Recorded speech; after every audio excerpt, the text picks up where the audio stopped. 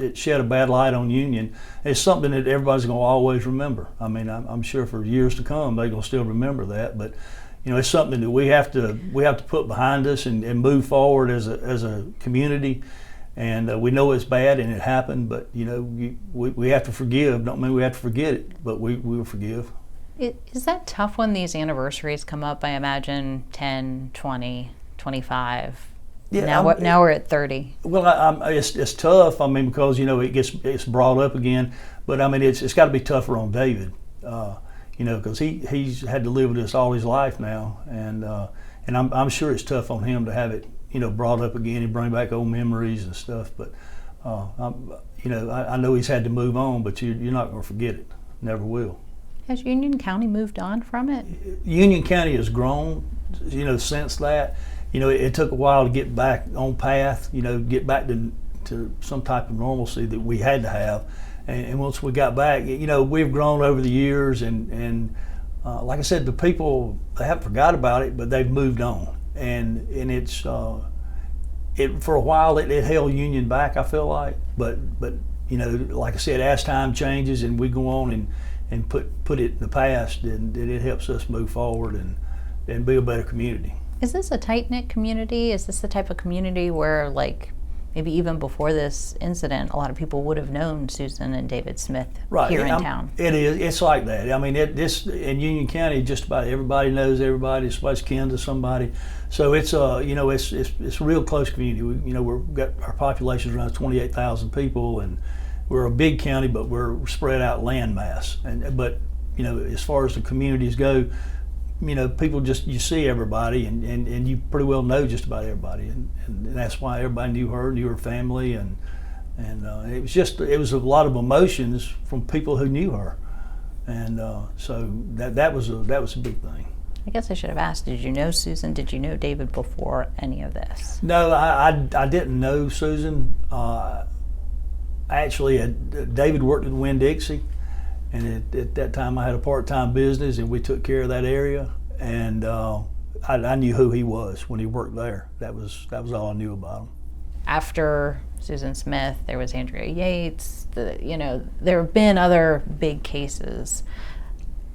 Like, how do we impress upon people that there are resources? Like, you don't have to go to these lengths. Right. Even today. Yeah, and there's so many organizations out there now to help with mental illness. Whether it be Department of Mental Health or our faith-based community. Our faith-based community is big in Union, and it's all over too. But those folks there are willing to help and work with those people who's having troubled times. But sometimes you can have all the help in the world, but some people just got the meanness in their heart, and they'll claim mental illness, but it's just they're mean. That's just bottom line. Whether she had a mental illness, I don't know. She seemed pretty normal to me up until that point. So I can't think of anything that would ever make me take the lives of my children. I mean, I can't even fathom that. I mean, I don't understand how you can do that, because my kids are important to me, and all kids are important to their parents. And so I don't know how I don't really think you can claim a mental health situation in her case. Now, I'm sure there are some out there.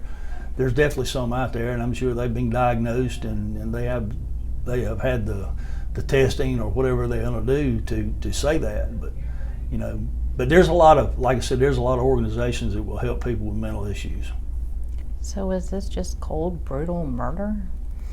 I can't say whether I'm not a doctor. I can't tell you whether she had a mental illness or not. But I mean, I just think it takes a cold-hearted person to watch that happen. That's my opinion, and I just don't see how you could do it, because I would have, even if you did something like that and they went into that water, your instinct would be go get them. I would have died trying to get them. That's the way I look at it. I mean, if my kids were been in that situation, whether I helped it or it's an accident or whatever, I would have went in. I'd have probably died with them trying to get them. We talked a little bit. There were a lot of conspiracy theories and stuff like that.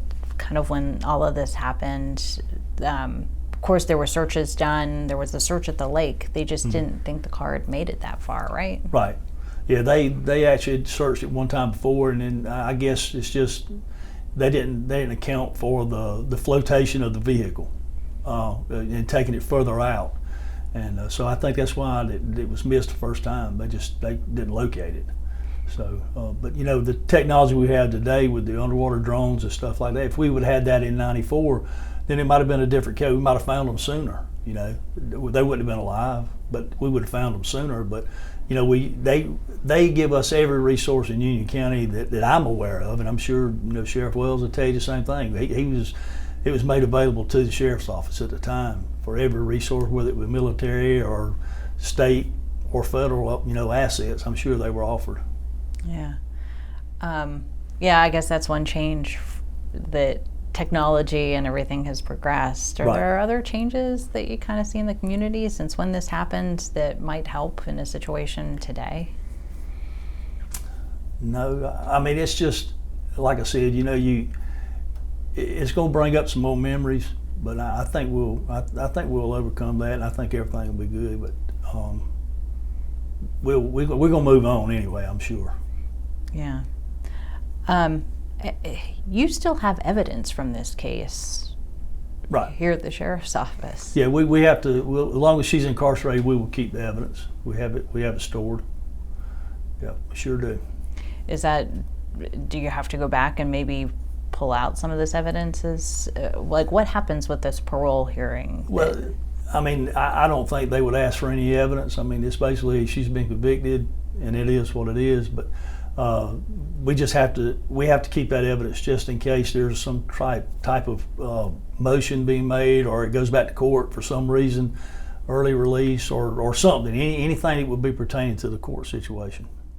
As we reflect back on this time, what else do you remember from either that time or, you know, how Union County, the city might deal with this as this kind of comes up again?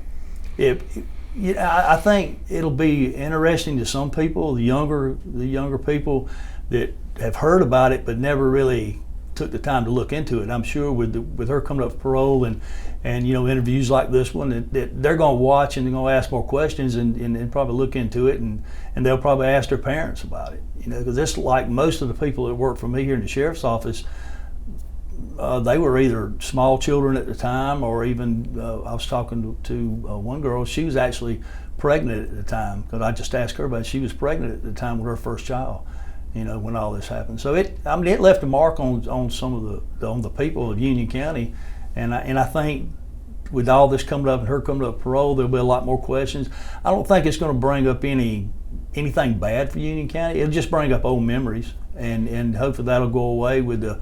You know, if she don't make parole, then she's where she needs to be, and I think we'll put it to rest until she comes up again.